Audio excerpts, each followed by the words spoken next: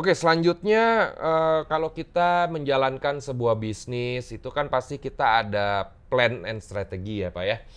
Eh, nah, kalau di bisnis forex dan komoditi ini menurut Pak Nofri gimana? Ada plan nggak nih yang memang harus disiapkan oleh para trader untuk memulainya gitu? Yes, mestinya sih harus ya. Jadi jangan ada standar ganda di antara sektor real dengan trading.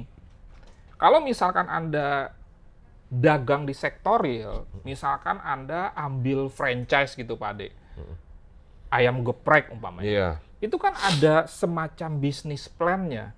Arus masuk, arus keluar, bagaimana kita kira-kira BEP-nya.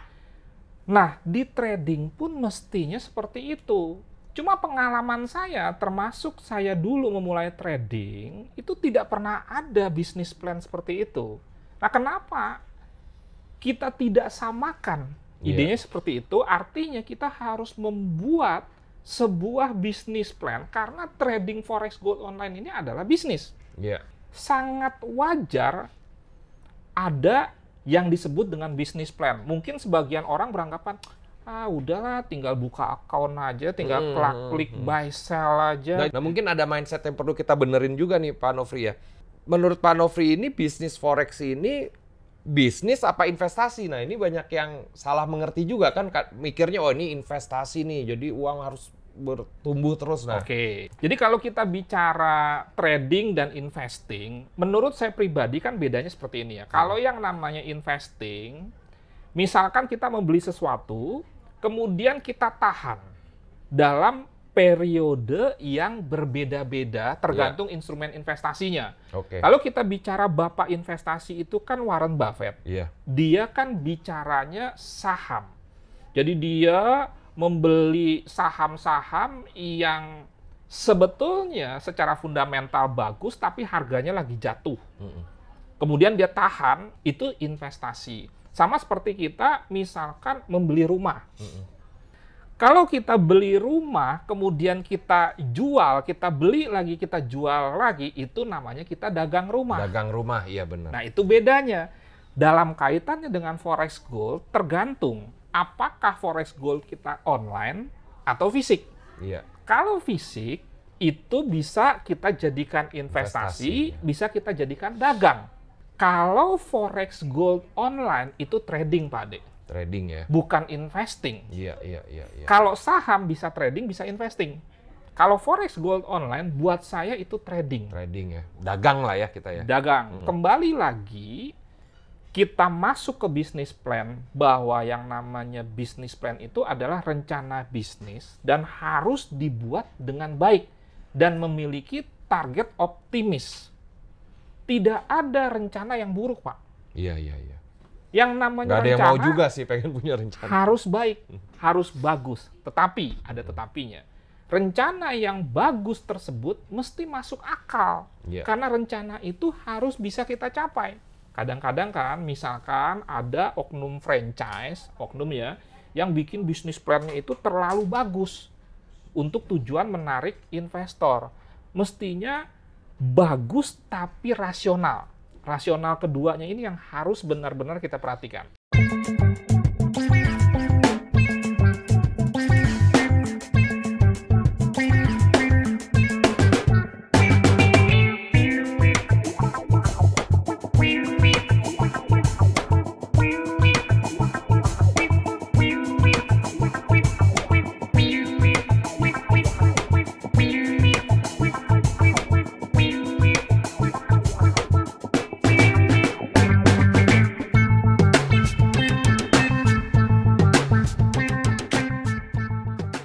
Dalam kaitan itu, saya sudah membuat semacam tabel bisnis plan yang sederhana. Misalkan kalau kita lihat di layar, kita bagilah ini menjadi 24 bulan alias 2 tahun. 2 tahun ya.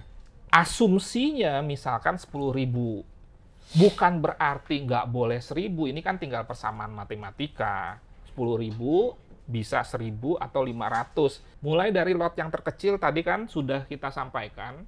Kenapa? 0,01 ya Pak? 0,01 per 1.000 atau 0,1 per 10.000. Oke.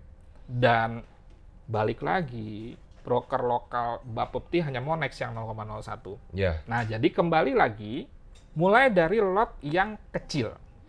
Kalau 10.000 ya jangan 0,01, terlalu kecil juga gitu loh. Rasa tenang senang itu tergantung lot, Pak Dek. Iya. Coba ya Anda tes saja. Dana misalkan 1.000, entry 1 lot, entry 0,01, entry 0,1. Itu beda pasti nanti efeknya. Bisa saja Anda menjadi pribadi-pribadi yang selalu ingin lihat chart karena lotnya terlalu besar. Iya. Makanya kalau misalkan kita berkeinginan untuk entry lot besar, pikirkan resikonya bisa membuat kita tidak nyenyak tidur, tidak konsentrasi dalam bekerja. Itu dulu yang dipikirkan. Nah, kenapa sih nggak ada salahnya kita mulai dulu dari lot terkecil? Lot terkecil ya. Kalau dalam dunia olahraga nih Pak, kan ada jenjang Pak. Sebelum ke Olimpiade atau kejuaraan dunia, ikut dulu ke Jurda, tingkat provinsi. Sebelum tingkat provinsi, malah tingkat kota madya. Nanti kan pelan-pelan, makin pinter, lawan juga makin hebat. Masuk ke provinsi, masuk ke Indonesia, PON, masuk ke SEA Games, masuk Asian Games, baru Olimpiade. Itu sebetulnya proses. Di dalam bisnis plan, saya implementasikan proses itu dalam hal lot. Mulai dari 0,01. Iya. Kalau Anda lihat tabel, saya sistemnya per catur bulan. Setiap 4 bulan naikkan lot. Jadi 0,01, 0,01, 0,01, 4 bulan kita lihat hasilnya. Jadi di bulan kelima tanggal 1 tuh udah mulai boleh ya kalau kita memang sudah konsisten ya. Kalau hasilnya bagus, Pak. Iya. Target kita kan tadi misalkan 1 bulan 200 pip. Rencana juga harus fleksibel.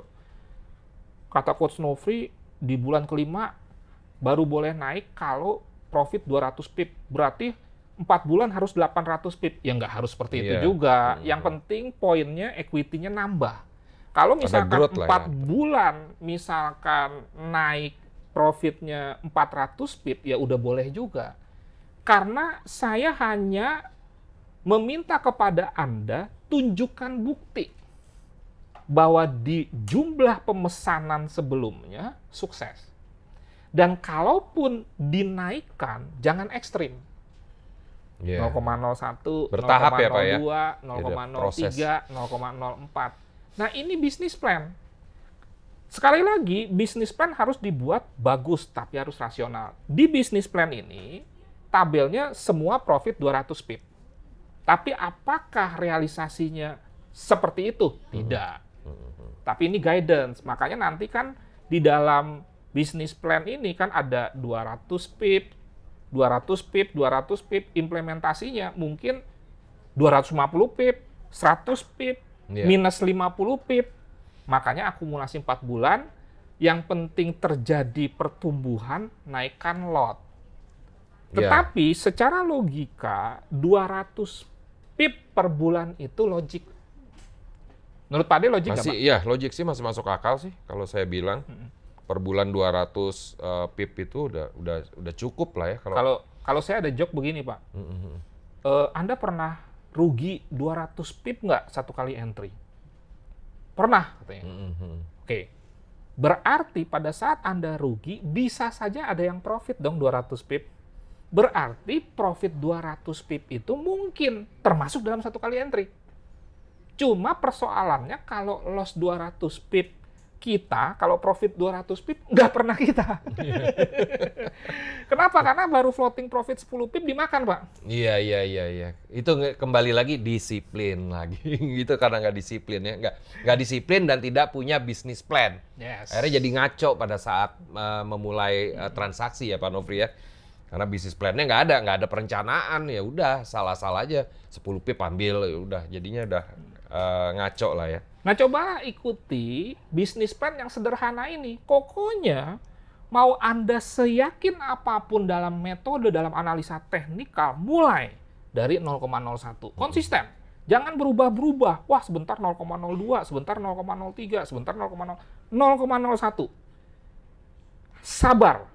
Karena ada ungkapan bahwa trading forex gold ini adalah tempat memindahkan uang dari orang yang tidak sabar ke orang yang sabar. Nah, sabarnya itu di dalam menjalankan bisnis plan ini. Karena sekali lagi ini tidak mudah. Tidak mudahnya di mana? Di godaan. Pada saat kita yakin, misalkan mengikuti seorang trader profesional katanya dalam tanda kutip di YouTube, kita ikut, kita hajar lot, malah hasilnya tidak menggembirakan dan Anda salah-salahin lagi nanti yang Anda ikuti itu. Memang dalam sebuah bisnis itu sudah mutlak dan pasti harus punya bisnis plan ya Pak Nofri ya. Jadinya biar ke depannya pada saat kita sudah punya bisnis plan, ke depannya pada saat kita menjalankan itu, kita akan menjadi orang yang lebih disiplin karena sudah punya rencana-rencana kan yang akan mereka jalani gitu ya. Dan itu guidance Pak Ade, pedoman. Pedoman ya, oke. Jadi kayak apa ya, buku petunjuk kalau misalkan wah ternyata di sini aku salah, berarti dia harus cek bisnis plan-nya di awal tuh seperti apa gitu ya. Oke, ini kayaknya sudah selesai ya Pak Nofri ya tentang money management ya, tentang manajemen risk kita sudah selesai. Mungkin nantinya kita bisa ngobrol-ngobrol lagi untuk berbicara tentang yang tadi psikologis trading ya, psikologis trading.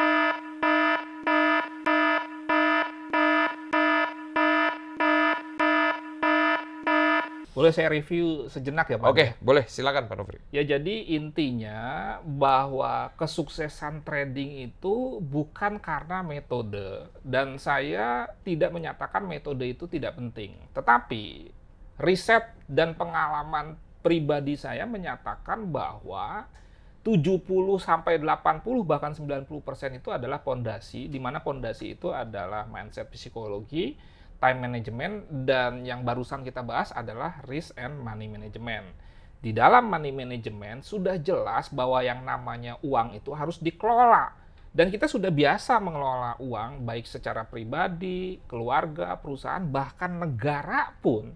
Kalau uang masuk atau uang keluar itu tidak dikelola dengan baik, maka menimbulkan hal yang tentunya juga tidak baik. Demikian juga dengan kita sebagai trader, memasuki dunia trading itu tidak boleh tidak memperhitungkan risk and money management. Di dalam money management itu ada sebuah resiko.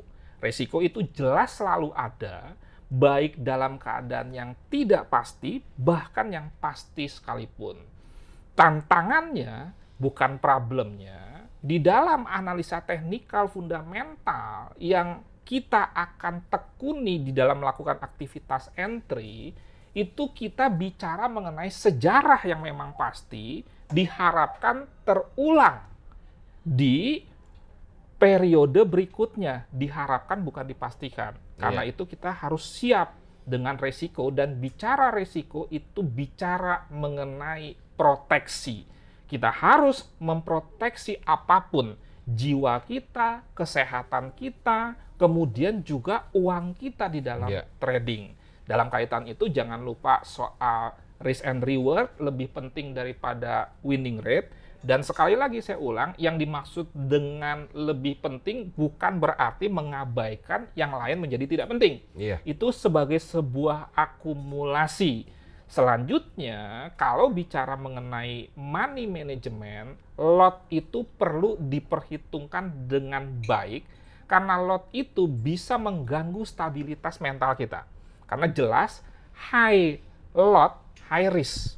Dengan demikian, boleh saja Anda menaikkan lot Anda, tetapi ada bukti yang nyata dalam bentuk pertumbuhan equity. Bukan sekedar aman atau tidak nyaman karena itu menimbulkan perdebatan, tetapi kalau bukti itu tidak ada perdebatan. Ada bukti, lanjutkan. Tidak ada bukti, jangan lanjutkan. Kemudian kembali lagi, di dalam bisnis sektorial kita punya pedoman, kita punya guidance, kita punya target. Itulah yang kita tuangkan dalam bisnis plan. Anda harus membuat bisnis plan itu, kalau tidak ada, bisa menggunakan bisnis plan dalam bentuk tabel yang sudah saya sederhanakan. Terakhir, ada quote yang sangat bagus sekali dari Albert Einstein. Ini favorit saya karena jeniusnya dan juga memberikan pemikiran-pemikiran yang juga merubah hidup dan trading saya. Beliau menyatakan bahwa segala sesuatu itu harus dibuat sesederhana mungkin. Jadi jangan ribet. Tetapi dalam implementasinya tidak sesederhana itu. Jadi saya sudah menyederhanakan materi mengenai risk and money management, tetapi sekali lagi saya ingatkan Anda bahwa teori yang sudah dibuat sederhana dan itu penting supaya kita mau belajar. Karena kalau sudah ribet kita nggak akan mendapatkan kesukaan dalam belajar, tetapi dalam implementasinya Anda harus lakukan repetisi supaya Anda semakin terampil, semakin berpengetahuan. Demikian bincang-bincang di acara Coffee Trade pada hari ini, dan mungkin nanti kita akan ada lagi Coffee Trade yang ketiga ya Pak Nofri ya. Yes. Ditunggu aja Sobat Sukses semua. Dan saya Aditya. Saya Nofri Simanjuntak. Sampai ketemu lagi di acara Coffee Trade mendatang. Salam trading tenang senang. Semangat!